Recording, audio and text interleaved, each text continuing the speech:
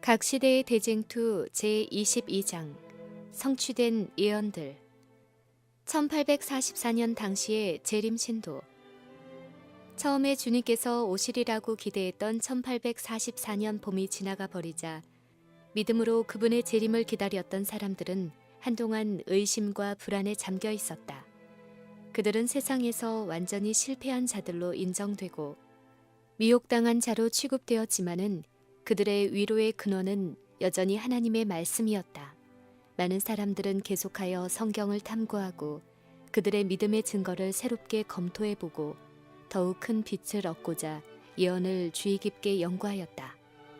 그들의 주장을 지지해주는 성경의 증언은 명백하고 결정적인 것처럼 보였다. 그리스도의 재림이 가까웠다는 것을 지적해주는 징조들은 틀림이 없었다. 죄인들이 회개하고 그리스도인들에게 영적 부흥이 일어나는 등 하나님의 특별한 축복이 있었던 사실은 그 기별이 하늘로부터 온 것임을 증명하는 것이었다. 그리하여 신자들은 비록 그들이 당한 실망에 대하여 설명할 수는 없었지만 그들은 그들이 겪을 경험을 통하여 하나님께서 인도해 주신 것을 확신하게 되었다.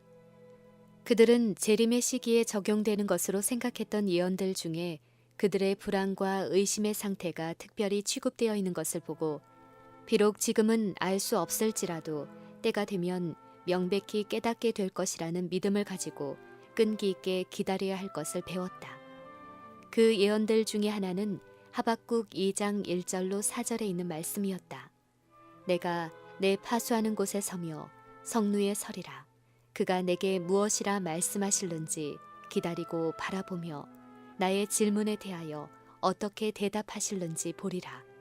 그리하였더니 여호와께서 내게 대답하여 가라사대 너는 이 묵시를 기록하여 판에 명백히 새기되 달려가면서도 읽을 수 있게 하라.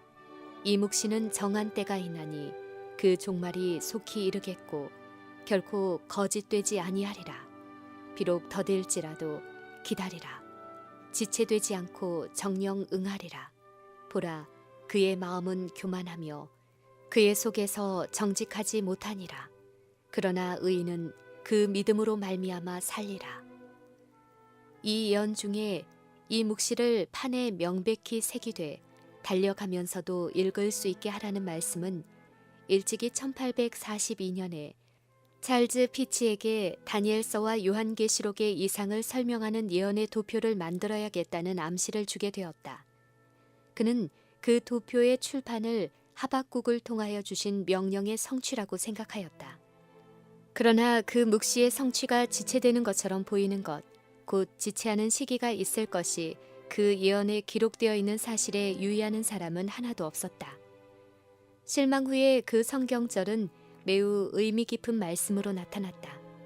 이 묵시는 정한 때가 있나니 그 종말이 속히 이르겠고 결코 거짓되지 아니하리라. 비록 더딜지라도 기다리라. 지체되지 않고 정령 응하리라. 의인은 그 믿음으로 말미암아 살리라. 또한 에스겔의 예언의 일부도 신자들에게 힘과 위로의 근원이 되었다. 여호와의 말씀이 또 내게 임하여 가라사대 인자야 이스라엘 땅에서 이르기를 날이 더디고 모든 묵시가 응엄이 없다 하는 너희의 속담이 어찌미뇨. 그러므로 너는 그들에게 이르기를 주 여호와의 말씀에 날과 모든 묵시의 응함이 가까우니 나는 여호와라. 내가 말하리니 내가 하는 말이 다시는 더디지 아니하고 응하리라. 인자야 이스라엘 족속의 말이 그의 보는 묵시는 여러 날 후의 일이라. 그가 먼 때에 대하여 예언하는도다. 그러므로 너는 그들에게 이르기를 주 여호와의 말씀에 나의 말이 하나도 다시 더디지 않을지니 나의 한 말이 이루리라. 나 주 여호와의 말이니라. 실망 중에 성경을 연구함. 기다리는 사람들은 처음부터 끝까지 모두 아시는 분께서 멀리 각 시대를 내다보시고 그들이 실망할 것을 미리 아셨으므로 그들에게 용기와 희망을 주시기 위하여 그런 말씀을 하신 것으로 믿고 즐거워하였다. 만일 인내하여 기다리고 하나님의 말씀을 믿는 확신을 굳게 잡으라는 그런 부분의 성경 구절이 없었다면 그들은 그런 시련기에 그들의 신앙이 실패하는 지경에 이르렀을 것이었다. 마태복음 25장의 열 처녀의 비유 역시 재림 신도들의 경험을 잘 설명해 준다. 마태복음 24장에서 그리스도께서는 당신의 재림과 세상 끝에 있을 징조에 관한 제자들의 질문에 대답하시면서 당신의 초림에서 재림에 이르기까지 교회와 세계의 역사에서 일어날 가장 중요한 사건들을 지적하셨다. 그분께서는 예루살렘의 멸망, 이교 로마와 법왕 로마의 핍박 아래 당할 교회의 큰 환란, 해와 달이 어두워지고 별이 떨어지는 사건들을 말씀하셨다. 그 후에 그분께서는 당신의 나라를 건설하기 위하여 오실 것을 말씀하시고 당신의 나타나심을 사모하는 두 부류의 종들을 묘사하는 비유를 말씀하셨다. 마태복음 25장은 그때의 천국은 마치 등을 들고 신랑을 맞으러 나간 열 처녀와 같다는 말씀으로 시작된다. 그것은 마태복음 24장의 마지막에 기록된 것과 똑같이 마지막 시대에 존재할 교회를 묘사한 것이다. 이 비유에는 그들의 경험이 동방에 흔히 있는 혼인의 풍습에 의하여 설명되어 있다.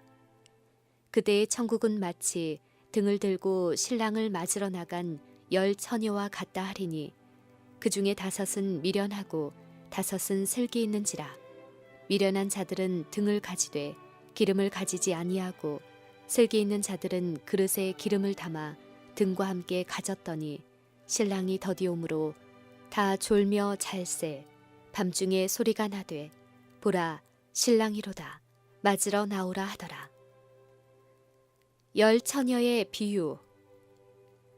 첫째 천사의 기별에 의하여 선포된 그리스도의 재림은 신랑이 오는 것으로 나타나 있다고 이해되었다. 그리스도의 재림이 가깝다는 선포 아래 널리 보급된 개혁운동은 처녀들이 마중 나가는 것으로 해석되었다. 이 비유에는 마태복음 24장에서처럼 두 부류가 제시되어 있다. 두 부류는 모두 등, 곧 성경을 가지고 그 빛을 의지하여 신랑을 맞으러 나아갔다. 그런데 미련한 자들은 등을 가지되 기름을 가지지 아니하였으나 슬기 있는 자들은 그릇에 기름을 담아 등과 함께 가져갔다. 후자의 부류에 속한 사람들은 하나님의 은혜, 곧 거듭나게 해주고 심령을 깨우쳐주는 성령의 능력을 받았는데 그 능력이 하나님의 말씀을 발에 등이 되게 하고 길에 빛이 되게 해준다. 하나님을 두려워하는 중에 그들은 진리를 배우기 위하여 성경을 연구하였고 생애와 심령의 순결을 얻기 위하여 열렬하게 노력하였다. 그리하여 그들은 실망이나 지체로 압도당하는 일이 없이 하나님과 그분의 말씀을 믿는 믿음을 개인의 생애에서 체험하게 되었다. 그러나 다른 부류의 사람들은 등을 가지되 기름을 가지지 아니하였다. 그들은 다만 충동에 의하여 움직였다. 그들은 그 엄숙한 기별을 듣고 두려워하는 마음을 가졌다. 그러나 그들은 형제들의 신앙에 의존하였고 진리에 대한 충분한 이해나 마음속에 은혜의 진실한 역사가 없이 위태롭게 흔들거리는 감정의 불빛에 만족하였다. 그러한 사람들이 보상을 즉시 받으려는 희망을 가지고 주님을 맞이하러 나갔다. 그러나 그들은 지체하는 일과 실망을 견딜 만한 준비가 되어 있지 않았다. 그리하여 시련이 닥치자 그들의 믿음은 약하여지고 그들의 빛은 어두워졌다. 신랑이 더디옴으로 다 졸며 잤다. 신랑이 더디온다는 것은 주님께서 오실 것으로 얘기했던 시일이 지나갈 때 실망과 지체되는 듯이 보이는 일이 있을 것을 나타낸다. 이 불안한 시기에 피상적이고 반신반의의 사람들의 마음은 곧 동요되기 시작하고 그들의 활동은 힘을 잃었다. 그러나 성경에 대한 개인적 지식을 기초로 한 믿음을 가진 사람들은 실망의 파도가 휩쓸어 갈 수 없는 반석 위에 서 있었다. 다 졸며 잤다. 한편의 사람들은 그들의 믿음에 대하여 무관심하고 단념하는 태도를 가지는 반면에 다른 편의 사람들은 인내함으로 더욱 밝은 빛이 오기를 기다리고 있었다. 그러나 시련의 밤이 깊어짐에 따라 그 후자에 속한 사람들도 열심과 헌신의 정신이 어느 정도 약해지는 듯이 보였다. 반신반의하고 피상적인 사람들은 더 이상 그들의 형제들의 믿음에 의존할 수 없었다. 마침내 각 사람은 자기 스스로의 힘으로 서든지 넘어지든지 할 수밖에 없었다. 사단의 발동. 그 무렵에 광신이 나타나기 시작하였다.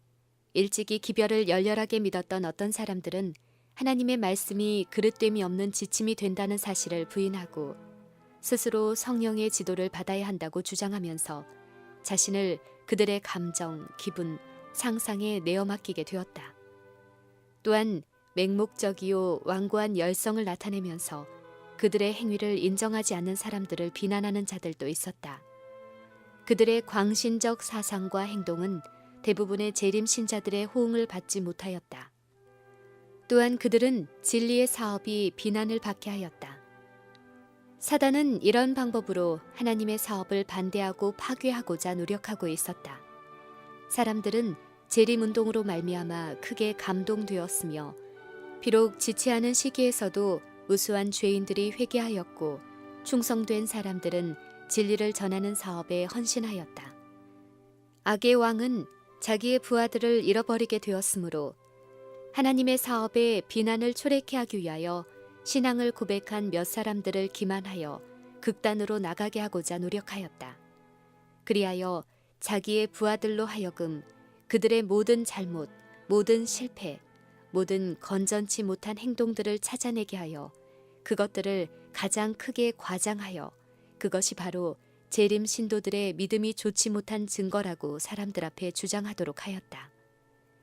그리하여 재림을 믿노라고 공언하면서 사단의 세력 아래 마음이 지배되고 있는 자들의 수가 많아지면 많아질수록 그런 사람들을 전체 재림 신도들의 대표자로 사람들이 인정하도록 주의를 환기시키므로 그는 더욱 큰 유익을 얻을 수 있게 되었다.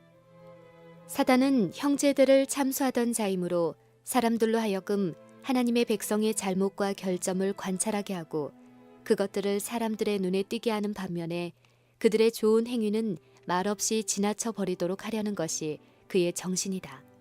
그는 하나님께서 영혼을 구원하는 사업을 하고 계시는 동안 언제나 활동하고 있다. 하나님의 아들들이 여호와 앞에 올 때에 사단도 또한 거기 함께 참여한다.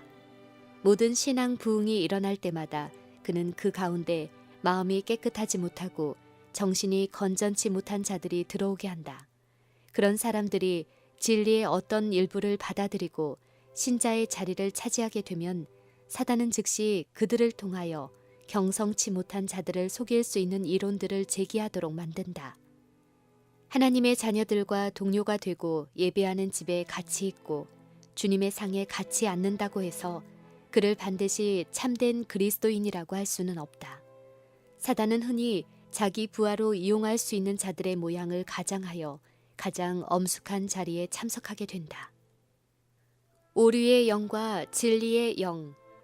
악의 왕자는 하나님의 백성들이 하늘 도성을 향하여 여행을 계속하는 동안 철두철미하게 싸움을 건다. 전반적인 교회 역사를 통하여 개혁운동이 격렬한 장애를 만나지 않고 진행된 일이 없다. 바울의 시대에도 역시 그러하였다. 그가 교회를 세운 곳에는 어디에나 믿노라고 공언하면서도 이단설을 주장한 사람들이 있었는데 만일 그것을 받아들이게 되면 필연적으로 진리에 대한 사랑을 버릴 수밖에 없었다. 루터 역시 하나님께서 그들에게 직접 말씀하셨다고 주장하면서 자기들의 사상이나 의견을 성경의 증언보다 더 높이는 광신적인 사람들 때문에 큰 고통과 어려움을 당하였다. 신앙과 경험이 부족하면서도 자부심이 강하고 어떤 새로운 것을 듣고 이야기하기를 좋아하는 많은 사람들은 그와 같은 새 교사들의 주장에 속아 하나님께서 루터를 통하여 세우고자 하셨던 사업을 파괴하는 사단의 부하가 되고 말았다. 또한 가마와 믿음으로 세상을 복되게 한 웨슬리 형제와 그 밖의 다른 사람들도 그들이 나아가는 매 걸음마다 과격하고 불안정하고 거룩하지 않은 자들을 각종 광신자로 만드는 그런 사단의 관계 때문에 방해를 받았다. 윌리엄 밀러는 사람을 광신으로 이끄는 그런 세력에 조금도 동조하지 아니하였다. 그는 루터와 같이 모든 영은 반드시 하나님의 말씀으로 검토되어야 한다고 주장하였다. 밀러는 말하였다. 마귀는 오늘날 어떤 사람들의 마음을 지배하는 큰 세력을 가지고 있다. 그러면 우리는 그들이 가진 영이 어떤 종류의 것인지 어떻게 알 수 있을 것인가? 성경은 그의 열매로 그들을 알리라고 대답한다. 세상에는 많은 영들이 나타났다. 그러므로 우리는 그 영들을 시험해 보라는 명령을 받았다.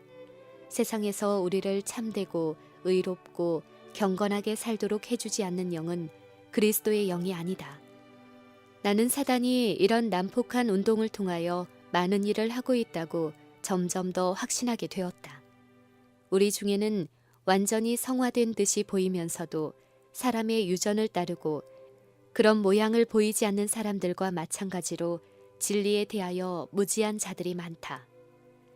오류의 영은 우리를 진리에서 떠나게 하고 하나님의 영은 우리를 진리로 인도한다. 그러나 그대들은 말하리라. 사람이 오류 가운데 있으면서도 자기는 진리를 가진 줄로 생각할 수 있으리라고. 그런 경우에는 어찌 될까? 우리는 성령과 하나님의 말씀은 일치된다고 대답하는 바이다. 사람이 만일 자기 자신을 하나님의 말씀에 비추어 검토해보고 그 모든 말씀과 완전히 부합될 것 같으면 그는 그가 진리를 가지고 있다고 믿어야 한다. 만일 그를 인도하는 영이 하나님의 율법과 성경의 주제와 일치하지 아니하면 그는 마귀의 올무에 걸리지 않도록 조심성 있게 걸어가야 한다. 나는 가끔 그리스도 교계의 요란한 소리에서보다도 빛나는 눈, 눈물에 젖은 볼, 목매어 말을 이루지 못하는 음성에서 사람의 마음속에 감추어져 있는 경건의 증거를 본다. 밤중 소리. 종교개혁 시대의 원수들은 광신자들이 만들어 놓은 온갖 악에 대한 책임을 광신자들을 가장 열렬하게 반대하고 있는 바로 그 사람들에게 뒤집어 씌웠다. 이와 같은 일은 재림운동을 반대하는 자들을 통하여 다시 나타났다. 그리하여 그들은 극단자들과 광신자들의 그릇된 점들을 과장하거나 변조하는 것만으로 만족하지 아니하고 전혀 근거도 없는 좋지 못한 말들을 만들어서 전하였다. 그 사람들은 편견과 증오로 자극되었다. 그들은 그리스도께서 문 앞에 이르렀다는 기별에 불안해졌다. 그들은 재림의 기별이 사실이라면 어떻게 하나 하고 두려워하였고 그것이 사실이 아니기를 바랬다. 그러므로 그들은 재림 신도들과 그들의 믿음을 대항하여 싸우게 되었다. 바울이나 루터의 시대에 교회 안에 광신자와 기만자가 있었다고 하여 그들의 사업을 정죄할 수 없는 것과 같이 소수의 광신자가 재림 신도들 가운데 들어와서 활동하였다고 하여 그 운동이 하나님께로부터 나온 것이 아니라고 단정할 이유는 전혀 없다. 하나님의 백성들로 하여금 잠에서 깨어나서 열심으로 회개하고 개혁하게 하라. 그들이 예수께서 말씀하신 그대로의 진리를 배우기 위하여 성경을 탐구하게 하라. 그들을 하나님께 완전히 헌신하게 하라. 그리하면 사단이 여전히 깨어 활동하고 있는 증거가 여실히 나타날 것이다. 사단은 할 수 있는 온갖 기만 수단을 다하여 자신의 능력을 나타내고 자기의 권세 아래 있는 모든 타락한 천사들에게 도움을 청하고 있다. 광신과 분열이 일어난 것은 재림 기별이 전파되었기 때문이 아니었다. 이런 일들이 일어난 것은 1844년 여름, 곧 재림 신자들이 그들의 참된 입장에 대하여 의심을 품고 방황하던 그때였다. 첫째 천사의 기별과 밤중 소리의 선포는 신자들 사이의 광신과 알력을 직접적으로 진압하는 일을 하였다. 이 엄숙한 운동에 참여한 사람들은 서로 마음을 일치하였으며 그들이 장차 배웁기를 기대하는 예수님과 그들 상호 간에 서로 사랑하는 마음으로 충만하여졌다. 하나의 믿음, 하나의 복된 소망은 그들을 어떤 인간의 감화를 받는 것보다 훌륭하게 만들어 주었고 사단의 공격에 대한 방패가 되었다. 신랑이 더디옴으로 다 졸며 잘새 밤중에 소리가 나되 보라 신랑이로다 맞으러 나오라 하매 이에 그 처녀들이 다 일어나 등을 준비할세. 1844년 여름, 곧 재림 신자들이 처음에 2300 주야의 끝이라고 생각했던 때로부터 그 다음에 다시 연장된 것으로 깨닫게 된 때까지의 중간 기간에서 이 기별은 성경 말씀 그대로 보라 신랑이로다 맞으러 나오라는 말로 전파되었다. 이 운동이 일어나게 된 것은 2300 주야의 기점이 되는 예루살렘을 회복하라는 아닥사스다 왕의 칙령이 효력을 발생한 것이 기원전 457년 가을이며 처음에 생각했던 것처럼 그 해 초가 아닌 사실이 판명되었기 때문이었다. 기원전 457년 가을부터 계산하면 2300 주야는 바로 1844년 가을에 마치게 된다. 새로운 운동으로 발전함. 구약시대의 표상적 의식을 검토해보면 성소가 정결하여지는 것으로 표상된 사건은 가을에 일어날 것으로 되어 있다. 이것은 그리스도의 초림에 관한 표상들이 어떻게 성취되었는지 유의해 보므로 매우 명백해졌다. 유월절 양을 잡는 것은 그리스도의 죽으심을 표상하는 것이었다. 바울은 우리의 유월절 양, 곧 그리스도께서 희생이 되셨느니라 라고 말한다. 유월절에 여호와 앞에 흔들어 드린 처음 익은 곡식단은 그리스도의 부활을 표상하였다. 바울은 주님의 부활과 그분의 백성들의 부활을 말하면서 먼저는 첫 열매인 그리스도요, 다음에는 그리스도 강림하실 때에 그에게 붙은 자라고 한다. 추수하기 전에 거두어 요제로 드려진 처음 익은 곡식단처럼 그리스도께서는 장차 부활의 때에 하나님의 창고에 들어가게 될 구속받은 자들의 영원한 추수에 있어서 처음 익은 곡식이시다. 이 표상은 사건에 있어서뿐만 아니라 그 시기에 있어서도 성취되었다. 유대력의 첫 달 14일, 곧 1500년간의 장구한 세월에 걸쳐 유월절 양을 잡아오던 바로 그날에 그리스도께서는 제자들과 함께 유월절 잔치를 잡수신 후에 세상 죄를 지고 가는 하나님의 어린 양이신 당신의 죽음을 기념하는 그 의식을 제정하셨다. 바로 그날 밤에 그분께서는 십자가에 못 박혀 돌아가시기 위하여 악한 자들의 손에 붙잡히셨다. 그리하여 우리 주님께서는 요제의 곡식단이 표상한 실체로서 제3일에 죽은 자 가운데서 다시 살아 잠자는 자들의 첫 열매, 곧 우리의 낮은 몸을 자기 영광의 몸의 형체와 같이 변케 하실 분으로서 또한 모든 의인들의 견본으로 부활하셨다. 이와 마찬가지로 재림에 관한 표상도 그 상징적 봉사가 지적한 시기가 되면 성취되고야 말 것이었다. 모세의 규례에 있어서 성소를 정결케 하는 대속죄일은 유대력으로 7월 10일이었는데 그날의 제사장이 모든 이스라엘 백성을 위하여 속죄하고 그들의 죄를 성소에서 제하여 버린 후에 나와서 백성들을 위하여 복을 빌었다. 그와 같이 우리의 대제사장 그리스도께서도 세상을 정결케 하기 위하여 나타나사 죄와 죄인들을 멸하여 버린 후에 당신을 기다리고 있는 백성들에게 영생으로 축복해 주실 것이라고 믿었다. 7월 10일, 곧 성소를 정결케 하는 대속죄일은 1844년 10월 22일에 해당되었으므로 그날이 주님의 재림의 날로 간주되었다. 이것은 2300주야가 그해 가을에 맞춰진다고 이미 말한 증거와 일치되므로 그 결론은 움직일 수 없는 것으로 생각되었다. 마태복음 25장의 비유에는 기다리는 시기와 조는 일이 있은 후에 신랑이 오는 것으로 되어 있다. 그것 역시 이미 열거한 예언과 표상에 의한 증거와 일치되었다. 그들은 그 확실성에 대하여 강한 확신을 가지게 되었으며 마침내 무수한 신자들이 밤중 소리를 외치게 되었다. 이 운동은 조수와 같이 각 곳으로 퍼져갔다.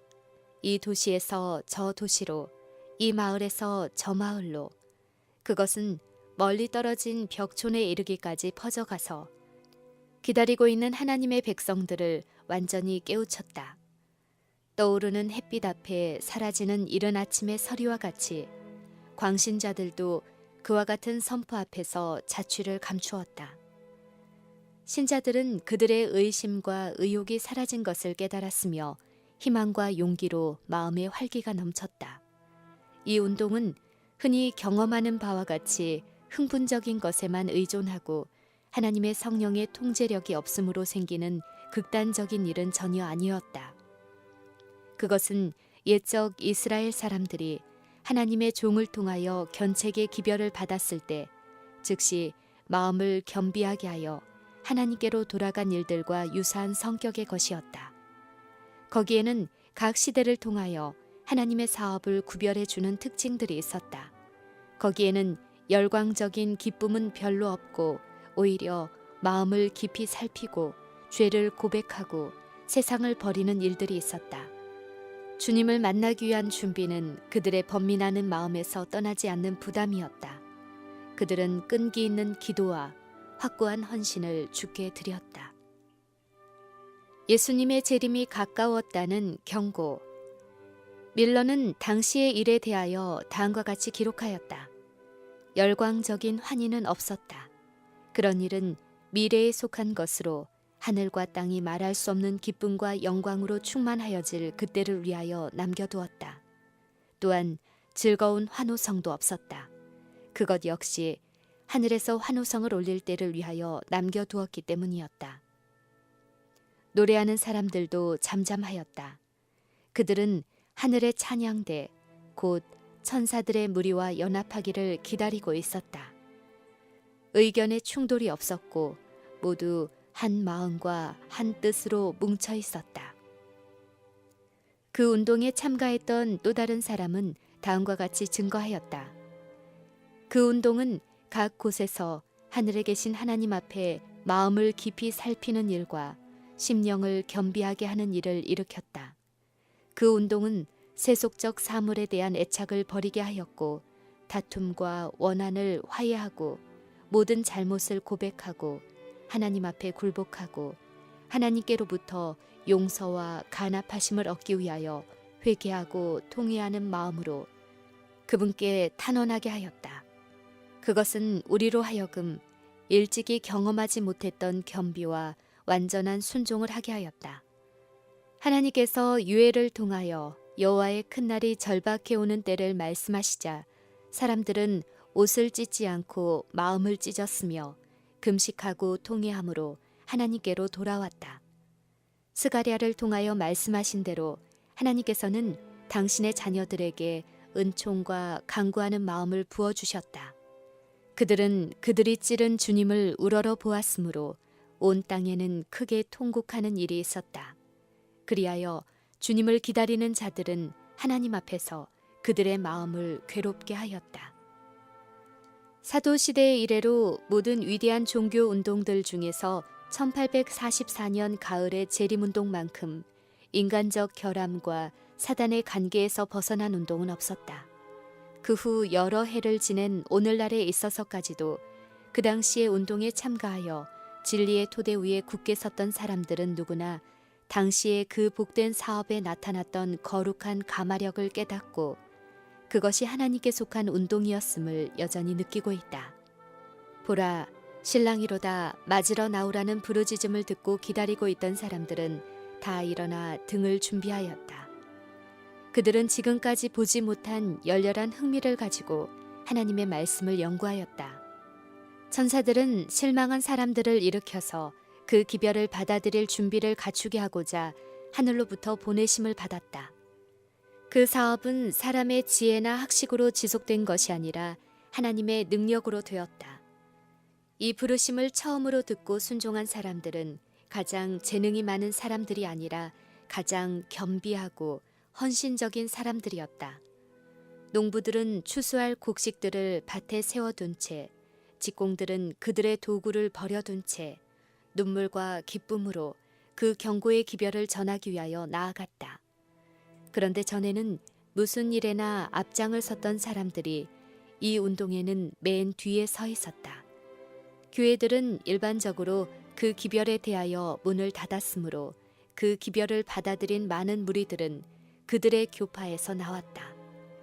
하나님의 섭리로 그 기별의 선포가 둘째 천사의 기별과 연합되어 그 사업에 큰 힘을 더하게 되었다. 보라, 신랑이로다 라는 기별은 성경적인 증거가 분명하고 결정적이었지만 그것은 논증의 문제는 아니었다. 그 기별에는 심령을 움직이는 압도적인 능력이 함께하였다. 거기에는 아무 의심도 질문도 없었다. 일찍이 그리스도께서 예루살렘으로 승리에 입성을 하실 때 유월절을 지키러 각 곳에서 온 사람들이 감람산으로 모였다. 거기서 그들은 예수님을 수행하고 있는 군중들과 합세하였는데 그들은 그 분위기에 영감에 사로잡혀 주의 이름으로 오시는 이가 복이 있을지어다 라고 부르짖을 수밖에 없었다. 그와 마찬가지로 재림 신자들의 집회에 참석했던 불신자들이 더러는 호기심에서 더러는 조롱하기 위하여 모였지만은 그들 역시 보라 신랑이로다 라는 그 기별이 가진 감동적인 능력을 느꼈다. 시련기에 처한 재림 신자. 그 당시에는 기도의 응답을 받는 믿음, 반드시 보상을 받는 믿음이 있었다. 마치 메마른 땅에 소나기가 내리는 것처럼 열심으로 찾아 구하는 자들에게 은혜의 영이 임하였다. 오래지 않아서 그들의 구주를 대면하여 만날 것을 기대하는 사람들은 말할 수 없이 엄숙한 기쁨을 느꼈다. 하나님의 축복이 충성되고 경건한 무리들 위해 풍성히 주어질 때 성령에 부드럽게 하고 순종케 하는 능력이 마음들을 녹였다. 기별을 받아들인 사람들은 주의 깊고 엄숙하게 그들의 주님을 영접할 것으로 기대했던 시기를 바라보게 되었다. 그들은 매일 아침 하나님께서 간합해 주신 증거를 얻는 것을 그들의 첫째 되는 의무로 여겼다. 그들의 마음은 밀접히 연합되었으며 그들은 서로를 위하여 기도하였다. 그들은 때때로 한적한 곳에 모여서 하나님과 교통하였는데 함께 모여서 기도하고 그리고 서로를 위하여 기도하는 소리가 들과 숲 사이에서 하늘로 상달되었다. 구주께서 인정해 주시는 확증이 그들에게는 날마다의 양식보다 더욱 필요하였다.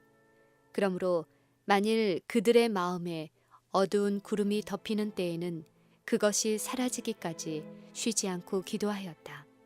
그리하여 용서해 주시는 은혜를 받은 증거를 느끼게 될 때에 그들은 자기들이 진심으로 사랑하는 구주께서 나타나기를 사모하였다. 그러나 그들은 다시금 실망할 수밖에 없는 운명에 처해 있었다. 기대했던 시간은 지나갔으나 그들의 구주께서는 나타나지 않으셨다. 그들은 절대적인 확신을 가지고 재림을 기다렸으므로 그들은 일찍이 구주의 무덤에 가서 그 무덤이 비어있는 것을 보고 사람이 내 주를 가져다가 어디 두었는지 내가 알지 못함이니이다 라고 울며 부르짖는 마리아가 느꼈던 것과 같은 슬픔을 경험했다. 그 기별이 혹시 진실할는지도 모른다는 공포감은 잠시 동안 믿지 않는 세상 사람들에게 자제하는 마음을 주었다. 그 공포의 감정은 기대했던 시간이 지난 후에도 즉시 사라지지 않았다. 처음에는 그들이 실망한 사람들 앞에서 승리한 것처럼 감히 기뻐하지 못하였다. 그러나 하나님의 진노의 표가 나타나지 않자 그들은 전일의 대담한 마음을 회복하여 다시 비난과 조소를 시작하였다. 그리스도께서 속히 재림하실 것을 믿노라고 공언한 많은 무리들은 그들의 신앙을 버렸다. 대단히 큰 확신을 가지고 있던 사람들은 그들의 자존심에 큰 상처를 받고 마치 세상에서 내어 쫓긴 것처럼 느꼈다. 그들은 요나처럼 하나님을 원망하였고 차라리 사는 것보다 죽기를 원하였다. 하나님의 말씀에 신앙의 기초를 두지 않고 사람의 의견에 신앙의 기초를 두었던 사람들은 이때 즉시 그들의 견해를 바꾸었다. 의지가 박약하고 겁이 많은 자들은 조롱하는 자들과 합세하여 다시는 두려워하거나 재림을 기대할 필요가 없다고 주장하였다. 시기는 경과하였으나 그리스도께서는 오시지 않았으며 세상은 지나간 수천 년 동안과 마찬가지로 변함이 없었다. 열성 있고 진실한 신자들은 그리스도를 위하여 모든 것을 버리고 전보다 그리스도 앞에 더욱 가까이 나아갔다. 그들은 그들이 확신한 그대로 세상의 최후의 경고를 하였다. 그들은 미구에 그들이 주님과 하늘의 천사들에게 영접되리라고 기대하면서 경고의 기별을 받지 않은 자들과의 교제에서 거의 떠나 있었다. 그들은 간절한 마음으로 주 예수여 속히 오시옵소서라고 기도하였다. 그러나 주님께서는 오시지 아니하셨다. 그리하여 그들은 다시 생애의 염려와 수고의 무거운 짐을 질 수밖에 없었다. 그리고 조롱하는 세상의 모욕과 조소를 견디는 일은 믿음과 인내가 요망되는 무서운 시련이었다. 첫째와 둘째 천사의 기별. 그러나 이때의 실망은 그리스도의 초림 당시의 제자들이 경험한 것만큼은 큰 것은 아니었다. 예수님께서 예루살렘에 당당하게 입성을 하신 때에 제자들은 주님께서 미구에 다윗의 보좌에 즉위하시고 이스라엘 민족을 압제자들의 손에서 구원해내실 것으로 믿었다. 그들은 희망과 영광스러운 기대를 가지고 서로 다투어 그 왕께 경의를 표하였다. 많은 사람들은 그들의 의복을 주님께서 걸어가시는 길에 깔고 무성한 종려나무 가지를 흔들었다. 그들은 열렬한 기쁨으로 호산나 다윗의 자손이여 찬송하리로다 라고 외쳤다. 이와 같은 기쁨의 표현을 보고 화가 나고 난처해진 바리새인들이 제자들을 꾸짖어 달라고 예수님께 요구하였을 때 주님께서는 만일 이 사람들이 잠잠하면 돌들이 소리 지르리라 라고 대답하셨다. 예언은 성취될 수밖에 없다. 제자들은 하나님의 목적을 성취하고 있었지만 그들 앞에는 쓰라린 실망의 운명이 기다리고 있었다. 며칠이 지나간 후 그들은 구주께서 고통의 죽음을 당하시고 무덤 속으로 들어가시는 것을 보았다. 그들의 기대는 단 하나도 실현되지 못하고 그들의 희망은 예수님의 죽음과 함께 사라졌다. 그들은 구주께서 무덤을 정복하고 부활하시자 비로소 그리스도가 해를 받고 죽은 자 가운데서 다시 살아야 할 것이라고 예언되어 있는 모든 것을 깨닫게 되었다. 500년 전에 하나님께서는 선지자 스가랴를 통하여 다음과 같이 말씀하셨다. 시온에 따라 크게 기뻐할지어다. 예루살렘에 따라 즐거이 부를지어다. 보라, 내 왕이 내게 임하나니 그는 공의로우며 구원을 베풀며 겸손하여서 나귀를 타나니 나귀의 작은 것 곧 나귀 새끼니라. 만일 제자들이 그리스도께서 신문을 받고 돌아가실 것을 알았더라면 그들은 결코 이 예언을 성취시킬 수 없었을 것이다. 그와 똑같이 밀러와 그 동역자들은 예언을 성취시켰고 세상에 전해지도록 성경에 예언되어 있는 기별을 전하였다. 그러나 그들도 만일 그들의 실망을 가르쳐주고 재림 전에 또 다른 한 기별이 전파될 것을 알려주는 예언을 미리 완전히 이해했더라면 결코 그 예언을 성취시킬 수 없었을 것이다. 이와 같이 첫째와 둘째 천사의 기별은 적시에 전파되었고 하나님께서 기별들을 통하여 하시고자 계획하신 사업은 성취되었다. 재림신앙을 계속하여 굳게 잡음. 세상 사람들은 예정했던 때가 지나간 후에 그리스도께서 오시지 아니하면 재림운동의 모든 조직이 없어질 것으로 기대하면서 주목하고 있었다. 그러나 혹독한 시련으로 많은 사람들이 신앙을 버릴지라도 확고하게 서 있는 사람들이 있었다. 재림운동의 결실로서 겸손하고 마음을 살피는 정신이 있었고 세속적 정신을 버리고 생애를 개혁하는 일이 그 사업에 따른 것은 이 운동이 하나님께 속한 것임을 증명하였다. 그들은 재림 기별을 전파하는 데 나타난 성령의 능력을 감히 부인하지 못하였고 그들이 예언적 기간을 계산함에 있어 아무런 잘못을 발견할 수 없었다. 가장 재간 있는 그들의 반대자들이라도 그들의 예언 해석을 뒤집어 버릴 수는 없었다. 그들은 성경상 증거가 없이는 하나님의 성령으로 빛을 받은 정신과 성령의 산 권능으로 불타는 마음으로 열렬하고 경건하게 성경을 연구하여 얻은 결론, 일반 종교가들과 세상에 있는 지혜 있는 자들의 가장 맹렬한 반대와 비판을 견뎌낸 그들의 주장, 학식과 웅변을 겸한 자들의 공격과 존귀하거나 비천하거나 간에 한 가지로 쏟아놓은 냉소와 조롱에도 동요되지 않고 굳게 견디어온 그 주장을 결단코 버릴 수 없었다. 얘기했던 사건이 없었으므로 그들이 실망한 것은 사실이었으나 그 실망도 하나님의 말씀에 대한 그들의 믿음을 흔들 수는 없었다. 일찍이 요나가 니느웨 거리에서 40일 안에 그 성이 멸망하리라고 선포하자 니느웨 사람들이 겸비하고 회개함으로 주님께서는 그들의 은혜의 시기를 연장시키셨다.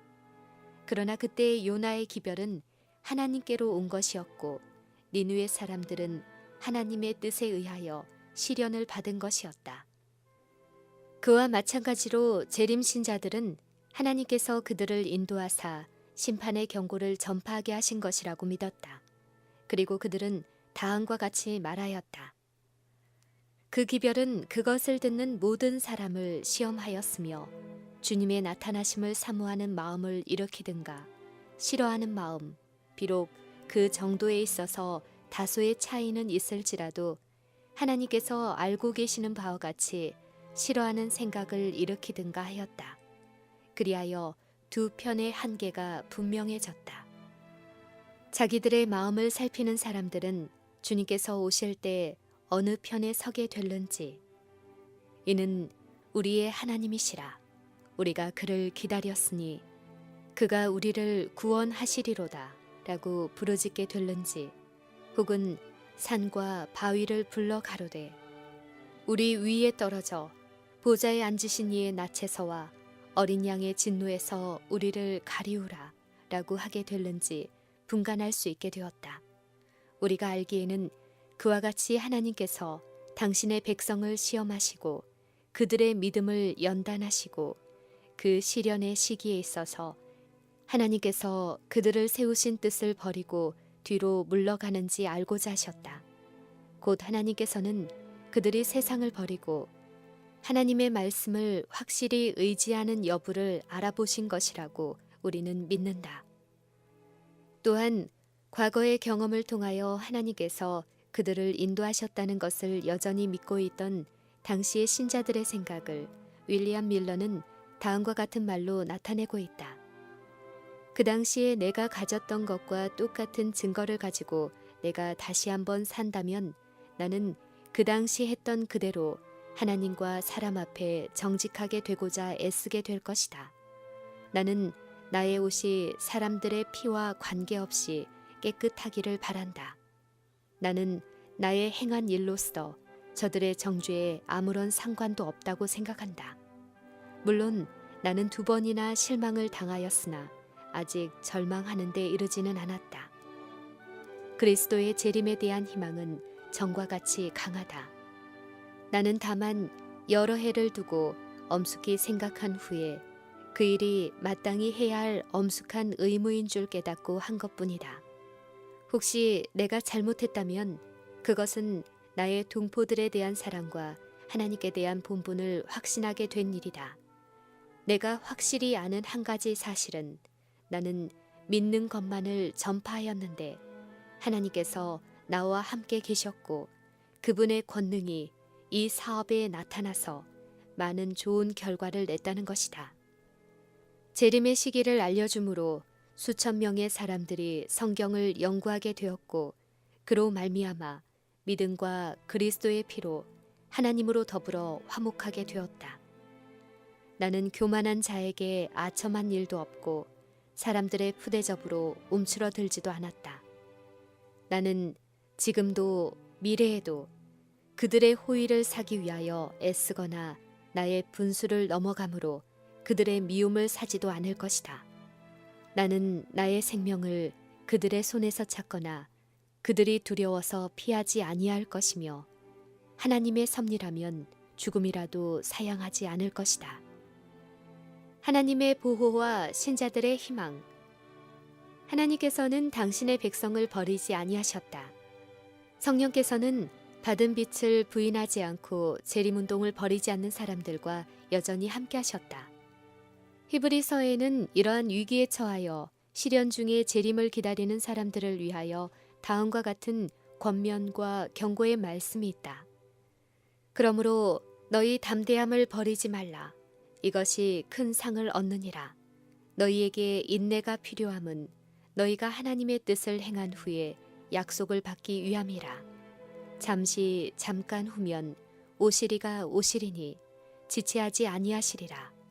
오직 나의 의인은 믿음으로 말미암아 살리라. 또한 뒤로 물러가면 내 마음이 저를 기뻐하지 아니하리라 하셨느니라. 우리는 뒤로 물러가 침륜에 빠질 자가 아니요 오직 영혼을 구원함에 이르는 믿음을 가진 자니라. 이 권고의 말씀이 마지막 때에 교회에 주어진 것이 분명한 이유는 그 말씀이 주님의 재림이 가까움을 가리킨 말이기 때문이다. 잠깐 후면 오시리가 오시리니 지체하지 아니하시리라. 그런데 이 말씀에는 지체하는 일, 곧 주님께서 지체하시는 듯이 보이는 일이 있을 것이라는 뜻이 분명히 함축되어 있다. 그러므로 여기에 말한 교훈은 특별히 그 당시의 재림 신자들의 경험에 적용된다. 여기에 지적된 사람들은 믿음의 파선을 당하는 위험에 처하였다. 그들은 성령과 하나님의 말씀을 따름으로 하나님의 뜻을 이루었다. 그러나 그들은 과거의 경험에서 하나님의 뜻을 이해하지 못했을 뿐만 아니라 그들의 앞길도 분별하지 못하였으므로 하나님께서 참으로 저들을 인도해 주셨는지에 대하여 의심하는 시험을 당하였다. 그와 같은 때에 있어서 의인은 믿음으로 말미암아 살리라는 말씀은 매우 적절한 말씀이었다. 밤중 소리의 빛이 그들의 앞길을 환하게 비추어주고 그들이 예언의 뜻을 분명하게 이해하고 재림이 가까움을 알리는 징조들이 신속히 성취되고 있음을 볼 때에 그들은 재림이 바로 눈앞에 이른 것을 알고 빛을 따랐다. 그러나 이제 그 기대는 헛되어 실망으로 주저앉은 그들은 오직 하나님과 그분의 말씀을 믿는 믿음으로만 일어설 수 있게 되었다. 조롱하는 세상 사람들은 다음과 같이 말하였다. 너희들은 속았다. 너희들은 신앙을 버리고 재림운동이 사단에게서 나온 것이라고 말하라. 그러나 하나님의 말씀은 또한 뒤로 물러가면 내 마음이 저를 기뻐하지 아니하리라고 말하였다. 그들이 그들의 믿음을 버리고 그 기별에 주어졌던 성령의 능력을 부인하게 되면 그들은 뒤로 물러가 침륜에 빠질 것이었다. 그러므로 너희 담대함을 버리지 말라. 너희에게 인내가 필요함은 잠깐 후면 오시리가 오시리니 지체하지 아니하시리라고 한 바울의 말로 그들은 용기를 얻고 확고부동하게 섰다. 그들의 유일의 안전책은 하나님께로부터 이미 받은 빛을 간직하고 하나님의 허락을 굳게 붙잡고 계속해서 성경을 연구함으로 더욱 많은 빛을 받기 위하여 오래 참아 기다리고 깨어있는 길이었다.